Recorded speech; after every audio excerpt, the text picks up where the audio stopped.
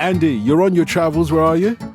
Lyon at the moment. So Salzburg Tuesday, Dortmund yesterday, and Lyon today. I'm basically trapped in a never-ending quest for the coldest place in Western Europe. Oh, there are still colder places to go. We've got Lars Severson with us. He can tell us all about Georgia in a moment or two. But let's start off with Dortmund, though. The match against Barcelona ended up 3-2. It sounds like it was a cracker of a match, and you were there. What did you make of it? Well, it was brilliant, Don. I think the great thing about it is it was an intense slow burner in the first half, and then put on its party clothes in the second half. It was really absorbing through two teams who, despite pretending they have some sort of sense of responsibility and defensive responsibility in particular in the first half, completely abandoned any pretense of that in the second half. I mean, from Dortmund's perspective, part of that is that they are carrying a lot of injuries at the moment, particularly defensively. No Valdemar Anton out until after Christmas. No Niklas Süle, who will be out for a number of months after he went off with a knee injury at the weekend. And as if these things happen in threes, Nico Schlotterbeck, in trying to score the equaliser right at the end, and who'd had a really good game, landed very badly on his ankle and ended up being taken to hospital after full time. Now, Nuri Sahin, the coach, was asked about it in the press conference afterwards, and as the journalist was asking the question, he started covering his face like this and sort of running his hands in a really haggard way over the top of his head. So the fact that they've basically they played Emre Can at centre back last night. Of course, the great Julian Rierson went off at half time as well. That they are so short, really. And considering that Seydou Guirassy, despite scoring the 2 goals, didn't have his greatest game. Jamie Gittens was quiet compared to his recent form and implicated in the winning goal by Barcelona.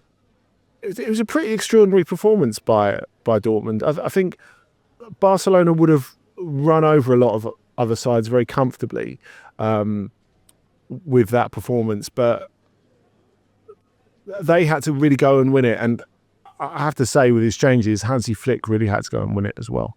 Yeah, Lars, you saw the game as well. And I think Andy summed it up perfectly when he said that first half was a slow burner, although an intense slow burner, because they had chances on both sides. But there were some first few minutes, Joanville on the right wing was doing some stuff. And I think him coming back and being fit again is an interesting thing for Dortmund. He's just 18, but he looks like someone who could be the next sort of big Dortmund young player. And I was sat there thinking that having him on one wing and Jamie Gittens on the other is kind of... It's an exciting thing for the future. Like, if they can keep those developing and ticking along, they have a really potentially great pair of wingers there in a little while. That is always the thing with Dortmund. You're trying to be this talent factory and this conveyor belt and this finishing school for Europe's sort of elite teenagers. But then you need a framework around them. And as has often been the case in the last few years, you do look at the framework that's supposed to be supporting these younger players, and you feel that it's maybe not entirely up to snuff. Now, I think Andy touched on the injuries. I mean, that is clearly a big point here. And I'd like to think they would have been less chaotic defensively if they had all their first-choice defenders available. But it's such a shame for them that they did put up a really good fight against the brilliant Barcelona team that has some amazing players, but they're undone by really avoidable goals, like Benzemaini, being in the wrong position, so he, ruins the offside trap there. And then the mix-up between Gross and Gittens for the last goal. I mean, these are like mistakes that should not be happening. But overall, I think given everything Dortmund are struggling with personnel-wise, given how kind of disappointing they've often been in the league, I thought this was actually a pretty good performance overall. I mean, I guess that if we're talking about that winning goal, though, Lars, it was a bad mix-up, and they left themselves, 4-on-2, and they couldn't quite recover from that. But it was sort of fitting to the way the game went. I can't think of a manner of loss that would buoy you more if you were Dortmund than that. Of course, first home defeat this season. They've been great at home. The only team they haven't beat is Bayern, and they drew with them. And I think they're just like Bon Jovi. They went down in a blaze of glory, didn't they? They were pushing so hard for that winner after Guirassi's second equaliser that they completely forgot any semblance of organisation they had. I'm really glad you brought up Duranville. I mean, because he came on and made his debut in that game where they infamously didn't win the league against Mainz, and he looked the most likely to in that second half when they were struggling to make up lost ground. Is easy to forget that this was his first start. You know, he's had so many injuries, and it's been so frustrating for him. And to come in and play like that when he's chasing a year and a half's worth of losses, really, I thought it was an amazing performance. The other one we have to underline is Gio Reyna, because that was Gio Reyna's first start for Dortmund in 13 months. There were audible gasps in the media room when the team sheets were handed out about an hour, just for over an hour before kickoff, and I thought Gio Reyna did really well as well. And I think that's part of the thing, isn't it? When we talk a lot about collective defending these days, and rightly so. And I think when you look at the fact that central midfield was never a midfield that you would have picked for Dortmund at the start of the season. Felix Metscher, who's growing more and more into that defensive midfield role, and especially against Barcelona, a team that presses, you see the value of Metscher being in that position, because he can dribble himself out of like quite difficult positions when he's got a number of players or swarming on him, and he's a very good passer of the ball as well. So having looked at a bust as replacement Jude Bellingham, or de facto replacement Jude Bellingham, a year ago, he now looks the part. I think your point about Dortmund having stuff to feel optimistic about and stuff to work on is totally valid. It does sound like both of you are praising a half-cocked Dortmund, an injured Dortmund with so many injuries. Yeah, well, it's just all the things that Andy has touched on, the makeshift back line, the midfield with surprise Gio Reyna in it, and the forward line, which I'm excited about those wingers. But again, Duranville has had all of these injuries. When you then come up against Barcelona, you can get blown away, because Barcelona are a pretty terrifying team. Wow. In terms of the attacking qualities they have. But Dortmund didn't get blown away. And this is what we're like. Yeah, so does that beg a question about Barcelona? Well, I think this was pretty typical of Barcelona, because if you look a little bit on, I mean, they're number one in the La Liga. That's great. We can't have that on the continent. The La Liga. What's going on? The La Liga. This is ending up on Instagram, isn't it? Let's clip this straight away. No, they're number one in La Liga. But if you look at their sort of XG, they've created an enormous amount of chances. They've scored 50 goals in 17 games.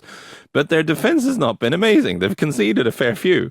And they're actually, like, looking at the XG, they're actually seventh from bottom in La Liga on XG conceded. There are only 6 teams in La Liga that have conceded more chances than them so far this season, which tells you something about the makeup of the team. Hansi Flick is a very, very attacking approach, but it's also, you have the back four there, but ahead of them, it's Lewandowski, Rafinha, Dani Olmo, Yamal, and Pedri, and then poor Casado is like the one sort of vaguely defensive guy in that whole team. So the Flick is really like, I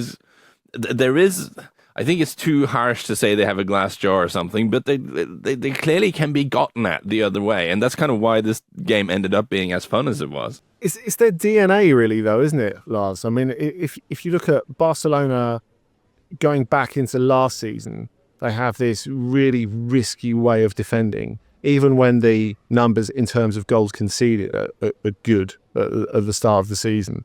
Part of that is to do with Ter Stegen playing out of his skin when he was still fit, and part of that is to do with just other teams missing chances. But I know you love your numbers, but what the number that really appeals to me is the fact that Barcelona catch teams offside almost twice as much as any other team in Europe's top 5 leagues. It works out about 11 times a game. And I think they did roughly that 11 or 12 to Dortmund last night. I mean, I do wonder if a couple of those Dortmund moves that were stopped, if they continued them and put them in the back of the net, what VAR would have had to say about it, because it feels quite borderline sometimes. I think if you add what Barcelona are like as a team, culturally, not just now, but last season and the season before, and Hansi Flick, it's only going in one direction, isn't it? No, but I guess the point I was making is that there's no Busquets character here. There's no like sort of defensive mastermind in midfield who's trying to hold all this stuff together. There is Paul Marcasado who's doing a decent job.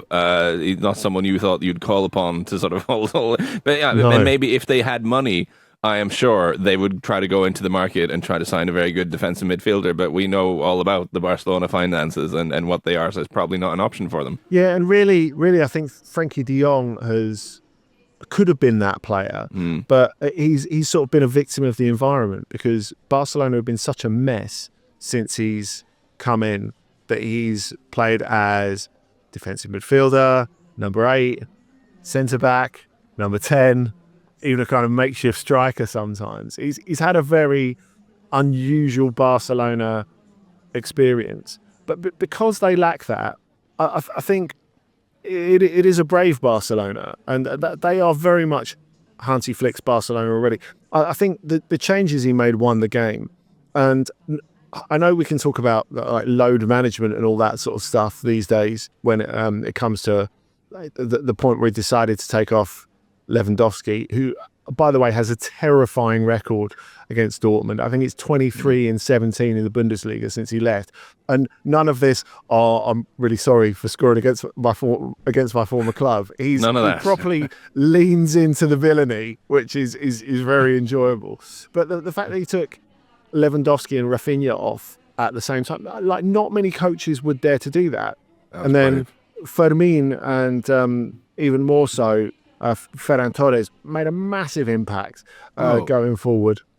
Yeah, when you say that the changes made the difference, it was actually specifically Ferran Torres being brought on that made a difference, that won the game at the end, which surprises me, given the approach in the first half, which was to run everything through Lamine Yamal. And Lamine Yamal continued to be crucial in the second half, but it was ineffective in the first half. They didn't manage to score, even though they had lots of attacks coming down the right wing, etc., and crosses being delivered in. They failed to score, nevertheless.